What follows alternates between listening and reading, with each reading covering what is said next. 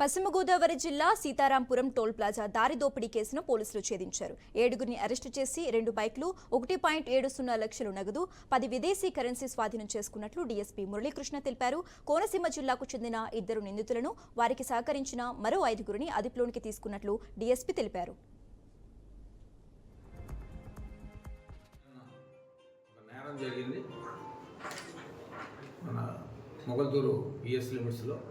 రాపాక చంద్రరావు అనే అతను కూడా సెకండేటిపల్లి ఒరిజినల్గా అతను వ్యాపార రీత్యా ఉన్నటువంటి స్ట్రగుల్స్ వల్ల కలిదిండి కృష్ణా జిల్లా కలిదిండి వెళ్ళిపోయాడు. అయితే వీళ్ళందరూ కూడా ఇతను కూడా గల్ఫ్లోకి వెళ్ళి రావడం జరిగింది. వచ్చిన తర్వాత ఈ యొక్క గల్ఫ్ నుంచి వచ్చే వాళ్ళ దగ్గర నుంచి సామాన్లు, సరుకులు, సెంట్ బాటిల్స్, కళ్ళదోళ్ళు, ఇంకా వస్తువులన్నీ కూడా తక్కువగా కొనుక్కొని బయటకు అమ్ముకుని సొమ్ము చేసుకుంటాడు. అలాగే వాళ్ళ దగ్గర ఏమైనా కరెన్సీ ఉంటే కూడా కరెన్సీ లీగల్గా ఉన్నటువంటి వాళ్ళకి తీసుకెళ్ళి అమ్ముతాడు.